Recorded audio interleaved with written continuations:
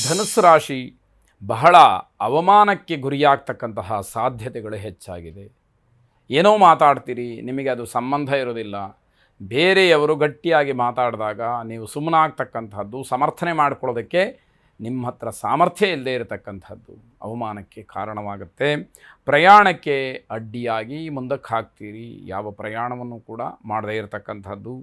ಮನೆಯಿಂದ ಹೊರಗಡೆ ಹೊರಡುವಾಗ ಜಗಳವನ್ನು ಮಾಡಿಕೊಂಡು ಹೊರಡ್ತೀರಿ, ಮನಸ್ಸಿಗೆ ಸಮಾಧಾನ ಮನೆಯಲ್ಲೂ ಇರೋದಿಲ್ಲ. ಜಗಳ ಮಾಡ್ಕೊಂಡು ಹೊರಡೋದ್ರಿಂದ ಹೊರಗಡೆ ವ್ಯವಹಾರದಲ್ಲೂ ಕೂಡ ಸಮಾಧಾನ ಆಗದೇ ಇರತಕ್ಕಂಥದ್ದಾಗುತ್ತೆ.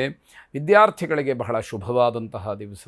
ವಿದ್ಯಾ ಕ್ಷೇತ್ರದಲ್ಲಿ ಸರಿಯಾದಂತಹ ಸಾಧನೆಯನ್ನು ಮಾಡಿ ಇವತ್ತು ಮಾಡ್ತಕ್ಕಂತಹ ಸಂಕಲ್ಪ ಭವಿಷ್ಯದ ವಿದ್ಯಾ ಕ್ಷೇತ್ರಕ್ಕೆ ಅದು ಉತ್ತಮವಾದಂತಹ ನಾಂದಿಯಾಗಲಿ.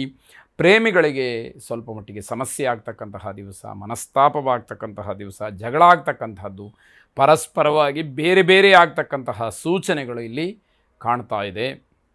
ಈ ರೀತಿ ಆಗಬಾರದು ಅನ್ನುವಂಥದ್ದು ಎಚ್ಚರಿಕೆಯ ಅಥವಾ ತಿಳುವಳಿಕೆಯ ಮಾತು ಅನ್ನುವಂಥದ್ದು.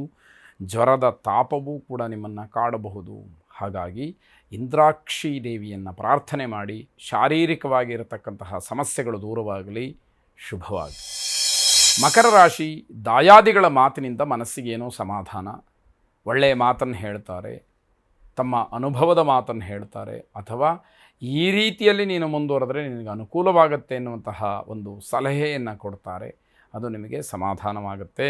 ಹಳೆಯ ಜಗಳ ವಿವಾದಗಳು ಈ ದಿವಸ ರಾಜಿ ಆಗೋದಕ್ಕೆ ಅವಕಾಶ ಇದೆ. ಅಂದರೆ ನಾವು ಪರಸ್ಪರವಾಗಿ ಏನು ನಡೀತೋ ಅದನ್ನು ಮರ್ತಿದ್ದೀವಿ, ಒಪ್ಕೊಳ್ತಾ ಇದ್ದೀವಿ ಅನ್ನುವಂತಹ ಭಾವನೆಯ ಮಾತು ಅಲ್ಲಿ ಕೆಲಸ ಮಾಡುತ್ತೆ. ಹೊಸ ಸಂಬಂಧಕ್ಕೆ ಒಳ್ಳೆಯ ದಿವಸ. ಎಲ್ಲ ರೀತಿಯ ಅನುಕೂಲ ನಿಮಗೆ ಆಗುವಂಥದ್ದಿದೆ. ಅದೆಲ್ಲವೂ ಕೂಡ ಸಂತೋಷವನ್ನು ಕೊಡುವಂತಹದ್ದು. ಮನೆಯಲ್ಲಿ ಉತ್ತಮವಾದಂತಹ ವಾತಾವರಣ, ಸಿಹಿಯನ್ನು ಹಂಚಿಕೆ ಮಾಡಿ ಸಂಭ್ರಮಿಸ್ತಕ್ಕಂಥದ್ದಾಗುತ್ತೆ. ಯಾವುದೇ ವಿಷಯ ಇರಲಿ, ಒಟ್ಟಾರೆ ಸಂತೋಷ ಅನ್ನುವಂಥದ್ದು ನಿಮ್ಮ ಪರವಾಗಿರುತ್ತೆ. ಹಣದ ನಿರ್ವಹಣೆಯಲ್ಲಿ ಯಶಸ್ಸನ್ನು ಕಾಣ್ತೀರಿ. ವಿವಾಹದ ಮಾತುಕತೆ ಸಾಧ್ಯತೆ ಹೆಚ್ಚಾಗಿರುತ್ತೆ. ಮನಸ್ಸಿಗೆ ಸಂಪೂರ್ಣವಾಗಿ ನೆಮ್ಮದಿ ಸಿಕ್ಕುತ್ತೇನೋ ಅನ್ನುವಂತಹ ದಿವಸವಾಗುತ್ತೆ. ವಿಶೇಷವಾಗಿ ಕುಲದೇವತಾ ಪ್ರಾರ್ಥನೆಯನ್ನು ಮಾಡಿ ಶುಭವಾಗಿ. ಕುಂಭರಾಶಿ, ಗರ್ಭಿಣಿ ಸ್ತ್ರೀಯರು ತಮ್ಮ ಬಗ್ಗೆ ವಿಶೇಷವಾದಂತಹ ಕಾಳಜಿಯನ್ನು ವಹಿಸಬೇಕಾಗತ್ತೆ. ಯಾಕೆ ಅಂತಂದರೆ ಎರಡು ಜೀವಗಳು ಇರತಕ್ಕಂಥದ್ದು. ನೀವು ಹೆಚ್ಚು ಗಮನ ಕೊಡಲಿಲ್ಲ ಅಂತಾದರೆ ತೊಂದರೆಯನ್ನು ಅನುಭವಿಸಬೇಕಾದೀತು. ನಿಮ್ಮ ಆರೋಗ್ಯ ಏರುಪೇರಾಗಿ ಮನೆಯವರಿಗೆಲ್ಲ ಆತಂಕವಾಗುತ್ತೆ. ಆ ರೀತಿ ಆಗೋದಕ್ಕೆ ಅವಕಾಶವನ್ನು ಖಂಡಿತವಾಗಿ ಕೊಡಬೇಡಿ. ಸೂಕ್ಷ್ಮ ಕಂಡ ತಕ್ಷಣ ವೈದ್ಯರ ಸಲಹೆ, ಔಷಧೋಪಚಾರ ಎಲ್ಲವನ್ನು ಕೂಡ ಮಾಡುವಂಥದ್ದು ಒಳ್ಳೆಯದು. ಸ್ವಲ್ಪ ಕಷ್ಟವನ್ನು ಸಹಿಸಿಕೊಂಡಾದರೂ ಕೂಡ ದೇವರ ಧ್ಯಾನವನ್ನು ಮಾಡಿ ಭಗವಂತ ಒಳ್ಳೆಯ ಮಾರ್ಗವನ್ನು ತೋರಿಸಲಿ. ನಿಮಗಿರತಕ್ಕಂತಹ ಅಷ್ಟ ಕಷ್ಟಗಳು ದೂರವಾಗಲಿ. ನೆಮ್ಮದಿಯ ವಾತಾವರಣ, ಸುಖದ ವಾತಾವರಣ ನಿಮ್ಮದಾಗಲಿ ಅಂತಕ್ಕಂಥದ್ದು. ಯಾವುದೇ ರೀತಿಯ ಭಯವಾಗಲಿ, ತಾತ್ಸಾರವಾಗಲಿ ಏನೂ ಬೇಡ.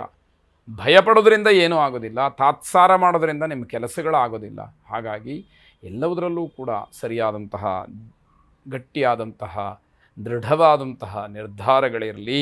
ಯಾವುದೇ ರೀತಿಯಲ್ಲೂ ಕೂಡ ಅನುಮಾನಕ್ಕೆ, ಗೊಂದಲಕ್ಕೆ ಅವಕಾಶವನ್ನು ಮಾಡಿಕೊಡಬೇಡಿ. ಸಂತಾನ ಗೋಪಾಲ ಕೃಷ್ಣನನ್ನು ವಿಶೇಷವಾಗಿ ಪ್ರಾರ್ಥನೆ ಮಾಡಿ ಶುಭವಾಗಿ. ಕೊನೆಯದಾಗಿ ಮೀನರಾಶಿ, ಈ ದಿವಸ ಕಬ್ಬಿಣದ ವಸ್ತುಗಳಿಂದ ತೊಂದರೆಯಾಗ್ತಕ್ಕಂಥದ್ದು, ಗಾಯವಾಗುವಂಥದ್ದು, ಏಟು ಬೀಳುವಂತಹ ಸಾಧ್ಯತೆ ಹೆಚ್ಚಾಗಿರುತ್ತೆ. ನಿಮ್ಮದು ಅಲ್ಲದೇ ಇರತಕ್ಕಂತಹ ಕೆಲಸಕ್ಕೆ ನೀವೇನೋ ಸಹಾಯ ಮಾಡೋದಕ್ಕೆ ಹೋಗಿ ತೊಂದರೆಯನ್ನು ಪಡ್ತೀರಿ. ಅದು ನಿಮ್ಮ ಜವಾಬ್ದಾರಿಯಲ್ಲ, ನಿಮಗೆ ಬೇಕಾಗಿರೋದಿಲ್ಲ. ಆದರೆ ಮನಸ್ಸು ಕೇಳಬೇಕಲ್ಲ.